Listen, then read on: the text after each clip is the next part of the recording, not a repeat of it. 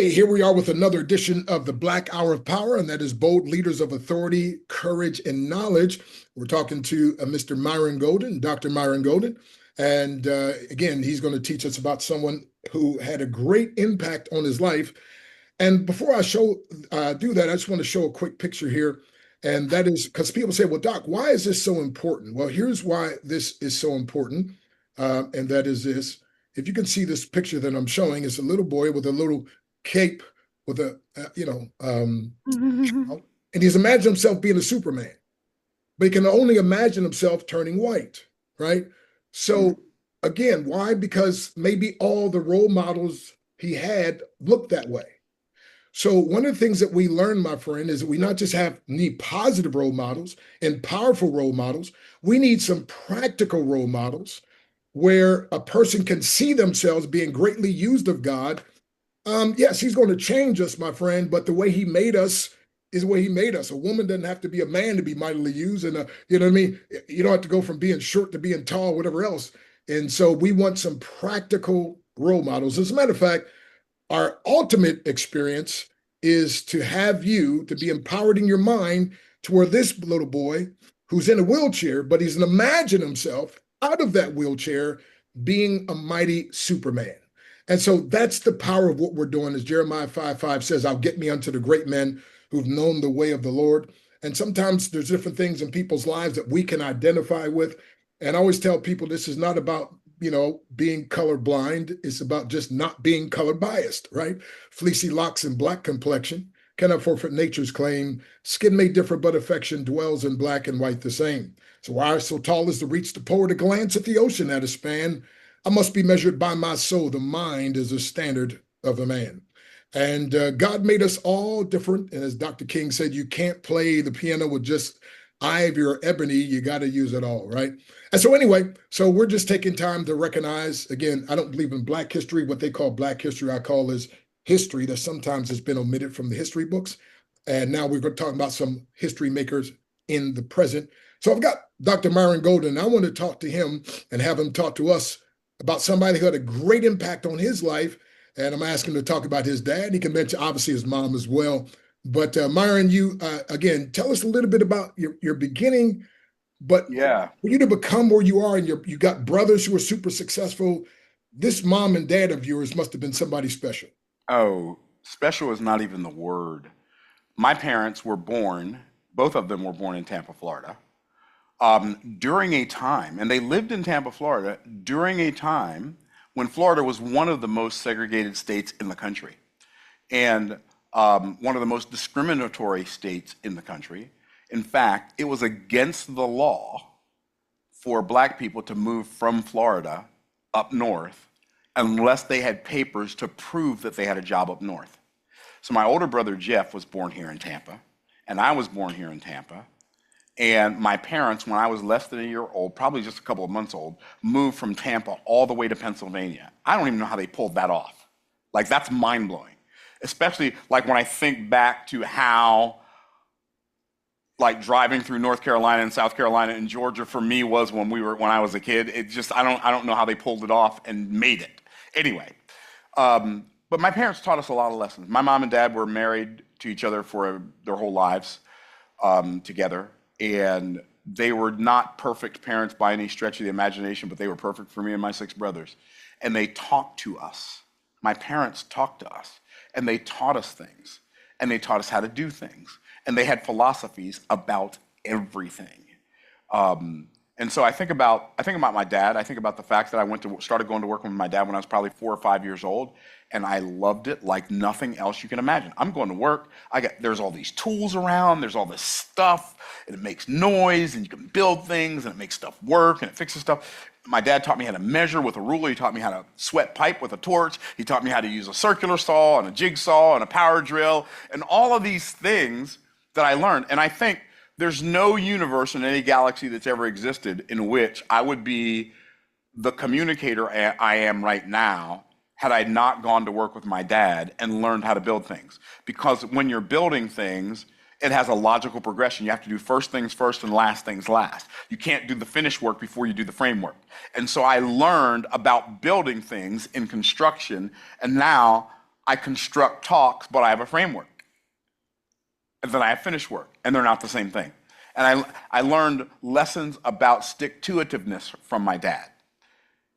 We were working on a car, an old flood car from the '72 flood. We're working on it. We're attempting to get this exhaust manifold off. It's rusted solid. So my mom calls us for lunch. We're going in for lunch. I said, Dad, it's not coming off. He said, oh, it's coming off. It's coming off.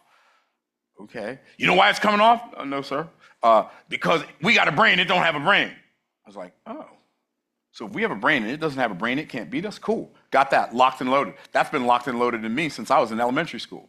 I can remember my dad telling me and my brothers, life ain't fair, so don't expect it to be fair. So I didn't expect life to be fair. I'm a little kid. I didn't expect life to be fair. It wasn't fair. My mom and my dad both taught us, me and my brothers, how to fight. And they would say things like, if you get a whooping out there, you're going to get another one when you come back home. Now, some people may not like that. But here's what they both said. I ain't raising no punk. And I know that's not politically correct language, but my parents weren't running for office, and they said, I ain't raising no punk. And they said, if somebody messes with you, you beat them within an inch of their life, they'll leave you alone for the rest of your life. And I'm like, what are we talking about? And that sounds like, violence isn't the answer to violence. Oh, sometimes violence is the only answer to violence, because you cannot have peace unless you are willing to have war. And so my parents taught us how to fight for what we believed in. They made us go to school. They made us tell the truth. They made us say yes, sir, and no, sir, and yes, ma'am, and no, ma'am. And they made us be respectful. And we weren't allowed to use profanity around them. And we weren't allowed to use it at all, but we didn't use it around them, right? So we didn't use profanity. We never talked back because we liked our teeth.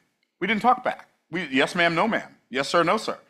And my dad taught me how to build things. My mom taught me how to cook. She also taught me how to crochet. Now you think, why do you need to learn how to crochet? I don't. But the more you understand about how life works, the better you can make life work for you. And I thank God for my parents because there was a lesson in everything. They had philosophies about everything. Every goodbye ain't gone. Every closed eye ain't sleep. Time of day is due to a dog, which means if you see me, you say hello, because you do that to a dog. You certainly say it to your mother or your father. Like, we were not allowed to walk into a room of grown people and not speak to all of them. We would be in so much trouble for that. So my parents just taught us how to have manners and how to have discipline and how to tell the truth and be hardworking and industrious. No universe in any galaxy has ever existed in which my life would be anywhere near where it is today had I not had James and Carolyn Golden as my parents. Wow, wow, wow. And Myron, so you can mention a little bit, about being born and so forth, the situation with the polio. What did your Oh, yeah. mom do to ensure that you wouldn't feel? Oh, yeah. My mom would encourage me, you can do anything you want to do. You can be anything you want to be. She used to always try to encourage me to be a football player or a baseball player. It's amazing. I'm like, I can't run, Mom. I don't care. Doesn't matter. Then she's always she showed me the kicker who had like half of his toes amputated, right? She was always showing me examples of people who won in spite of. She always told me about Wilma Rudolph, who was an Olympic champion who had polio as an infant. And so my parents what happens to you just happens to you, but it also happens for you. And my parents just taught me, you can do anything you want to do, you can be anything you want to be. And I heard that message so many times in my life that I just started to believe it. So when I look at something that's an obstacle, I know it's always an illusion. And that perspective came from my parents. Wow. Obstacles actually are illusions. And so many people are buying into them, but you were taught from an early age not to buy into it, but to break through it. Exactly. And it's like it can only beat you if you let it. Right? So if you fight back, the chances of you winning are very good. I mean, my parents were they were wild. And what I mean by that is they'd say, okay, if a bunch of people are messing with you and they're messing with you at school, you hide a stick in the bushes. You get back to that stick, it's on. And by the way, they would say stuff like, if your brother's in a fight and you ain't in a fight, you're going to have a fight with me when you get home. So we grew up protecting each other, looking out for each other, and never cowering from a confrontation. Wow. And how long were your parents married? Well, they got married in 59 or 60, and my mom passed away in 2011. So that long. Wow. A long time. Yeah, Yeah. you So got your brothers, like each one of your brothers. It's amazing. You guys, you all are successful in your own right. And so these folks that never went to college, right? Never were quote my unquote. mom went to college. My mom graduated from Oh, um from um I apologize. from Ohio State University with a degree in social work. Okay, all right. Yeah. But So, your but my but your dad dad. didn't graduate from high school or college, Okay, wow. and he was the first successful entrepreneur that I ever saw. I was like, "Oh, you don't have to have a job." You let the wrong person find that out. Okay. So, anyway, Tell me something else that you can remember your dad saying, or even watching your parents, something that you picked up. Because again, for each of you to be so successful and to have such a close family knit, because a lot of people don't even learn about family ties these days. And my acronym yeah, for family, by the way, is forget about mess. I love you. And you yeah, all seem to have that. yeah. We had dinner together every day, mom, dad, and brothers, and we all had to be there.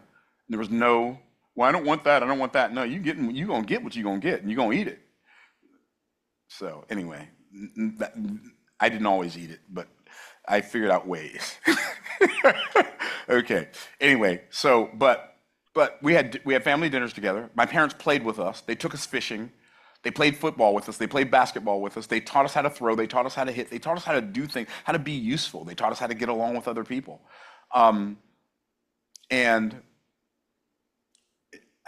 they believed in us. Mm, And they taught us that your brothers are your best friends. And you don't ever side with anybody against your brothers. And that kind of has stuck with us, as you all know, because I don't know any group of siblings that are anywhere near as close as me and my siblings are. So wow.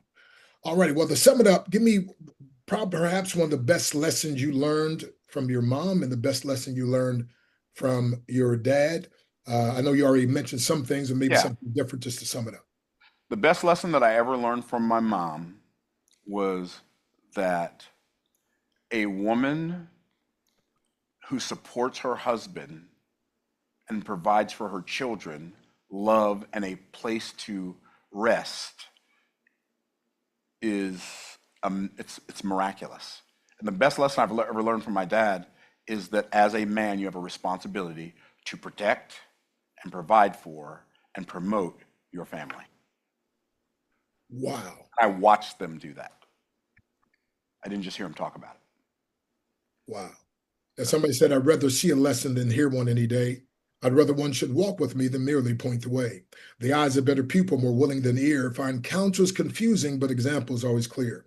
And the best of all, the teachers are the ones who live their creeds, for the see the good in action is what everybody needs.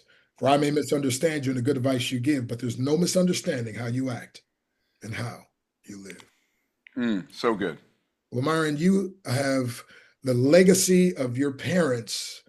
I mean, it's amazing how you and your brothers and your family is carrying on that legacy, taking it up several notches as well.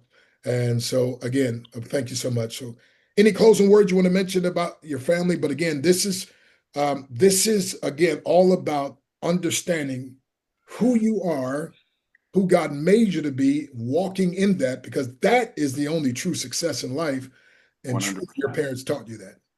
Yeah. The only thing I would say is this, that God put you in the family he put you in to prepare you for the purpose for which he created you.